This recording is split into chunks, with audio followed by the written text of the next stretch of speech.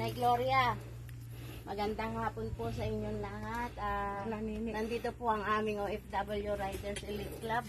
Mga riders po kami.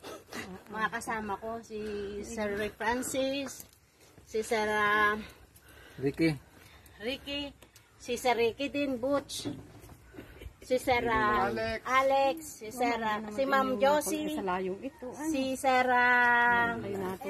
Ed, si Sir Jerome, President daw, si Sir Ray, at ang kanya pong minamahal na asawa, bahay. At siya po, ako po si Ma'am Blaster, siya naman po si Ma'am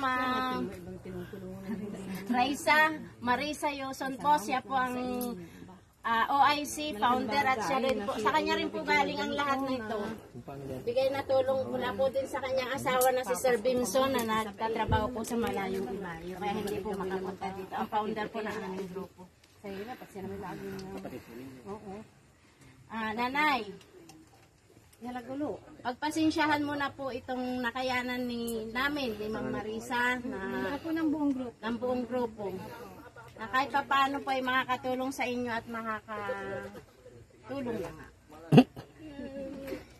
Sabi mo nini, salamat. Sabi mo nini, salamat. At kayo ay natulong sa akin. Maski ako naghihirap, ay di kayo tinutulungan naman. Ganun nini. Ma'am, baka magbasang umiyak. Bibigay po natin ang entablado kay Ma'am Marisa. Maraming salamat po sa araw na ito.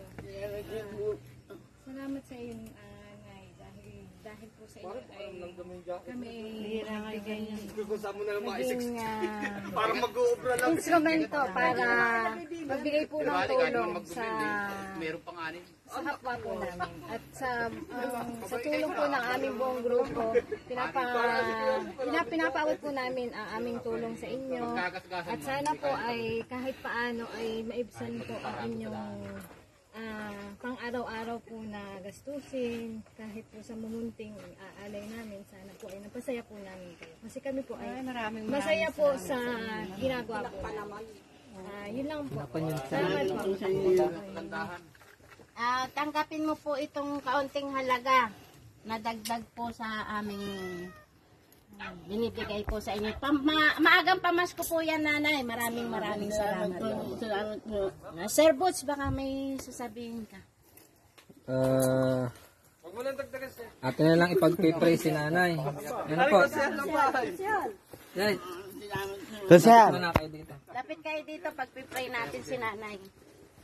Ating pag-pray si nanay na natanggap na biyaya sa araw na ito.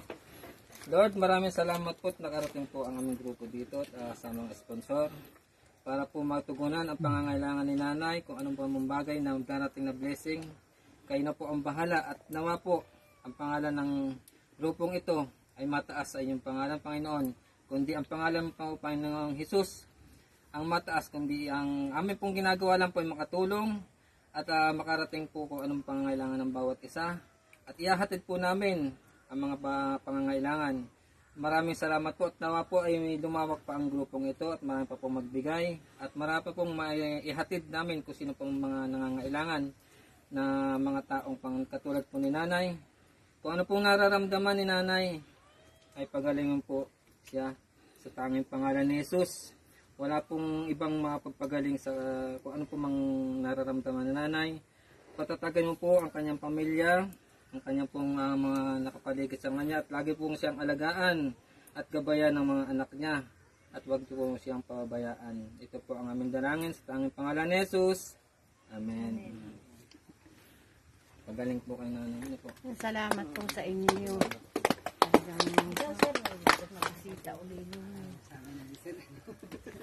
Sino pong Sir Ricky may gusto kang sabihin? Ma'am Josie, Sir Ed, Sir Alex. Upo po tayo dito, sir, lahat ng pipicturan para